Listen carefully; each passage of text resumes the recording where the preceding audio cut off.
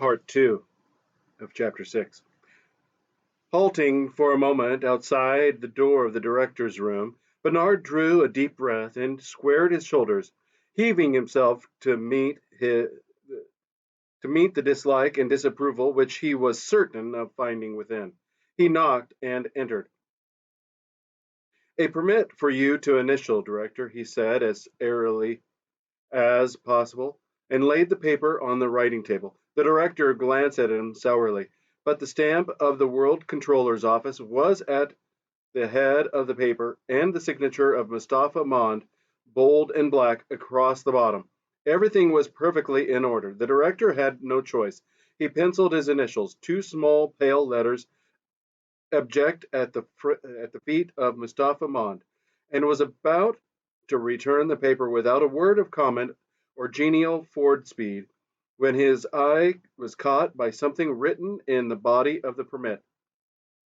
"For the New Mexican Reservation," he said, and his tone, the face he lifted to Bernard, expressed a kind of agitated astonishment. Surprised by his surprise, Bernard nodded. There was a silence. The director leaned back in his chair, frowning. "How long ago was it?" he said, speaking more to himself than to Bernard. "20 years, I suppose. Nearer 25.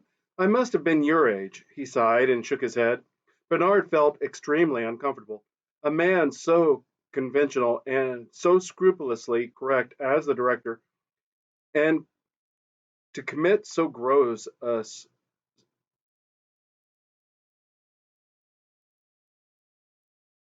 solecism. It made him want to hide his face, to run out of the room. Not that he himself saw anything intrinsically objectionable in people talking about the remote past. That was one of those hypnopaetic prejudices he had, so he imagined, completely got rid of. What made him feel shy was the knowledge that the director disapproved and yet had been betrayed into doing the forbidden thing. Under what inward compulsion? Through his dis- through his discomfort, Bernard eagerly listened. "I had the same idea as you," the director was saying. "Wanted to have a look at the savages. Got a permit for New Mexico and went there for my summer holiday with this girl I think I was having at the moment. She was a beta minus, and I think," he shut his eyes, "I think she had yellow hair. Anyhow, she was pneumatic, particularly pneumatic. I remember that. Well, we went there, and we looked at the savages, and we rode about on horses and all that. And then it was almost the last day of my leave. Then, well, she got lost. We'd gone riding up one of those revolting mountains, and it was horribly hot and oppressive, and after lunch we went to sleep, or at least I did. She must have gone for a walk, alone. At any rate, when I woke up, she wasn't there. And the most frightful thunderstorm I've ever seen was just bursting on us, and it poured and roared and flashed, and the horses broke loose and ran away, and I fell down trying to catch them and hurt my knee so that I could hardly walk. Still, I searched and I shouted and I searched, but there was no sign of her. Then I thought she must have gone back to the rest house by herself. So I crawled down into the valley by the way we had come.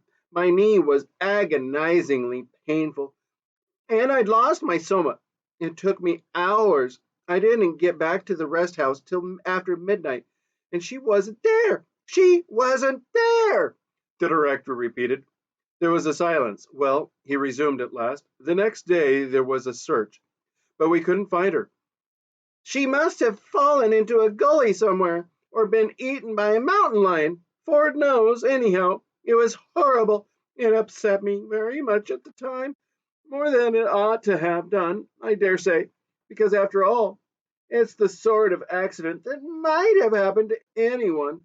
And of course, the social body persists, although the component cells may change." But this sleep taught consolation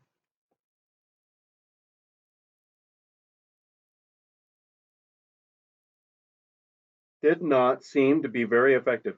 Shaking his head, I actually dream about it sometimes, the director went on in a low voice. Dream of being woken up by that peal of thunder and finding her gone. Dream of searching and searching for her under the trees. He lapsed into the silence of reminiscence. You must have had a terrible shock, said Bernard, almost enviously. At the sound of his voice, the director started into a guilty realization of where he was, shot a glance at Bernard, and averting his eyes, blushed darkly, looked at him again with sudden suspicion and angrily on his dignity. Don't imagine, he said, that I'd had any indecorous relation with the girl. Nothing emotional, nothing long drawn. It was all perfectly healthy and normal. He handed Bernard the permit. I really don't know why I bored you with this trivial anecdote. Furious with himself for having given away a discreditable secret, he vented his rage on Bernard. The look in his eyes was now frankly malignant. And I should like to take this opportunity, Mr. Marks, he went on, of saying that I'm not at all pleased with the reports I receive of your behavior outside working hours. You may say that this is not my business, but it is. I have the good name of the center to think of. My workers must be above suspicion, particularly those of the highest case. Alphas are so conditioned that they do not have to be infantile in their emotional behavior, but that is all the more reason for their making a special effort to conform. It is their duty to be infantile, even against their inclination. And so, Mr. Marks, I give you fair warning. The director's voice vibrated with an indignation that had now become wholly righteous and impersonal. Was the expression of the disapproval of society itself. If ever I hear again of any lapse from a proper standard of infantile decorum, I shall ask for your transference to a sub-center, preferably to Iceland. Good morning. And swiveling round in his chair, he picked up his pen and began to write. That'll teach him, he said to himself. But he was mistaken, for Bernard left the room with a swagger, exulting as he banged the door behind him. In the thought that he stood alone, embattled against the order of things, elated by the intoxicating consciousness of his individual significance and importance, even the thought of persecution left him undismayed, was rather tonic than depressing.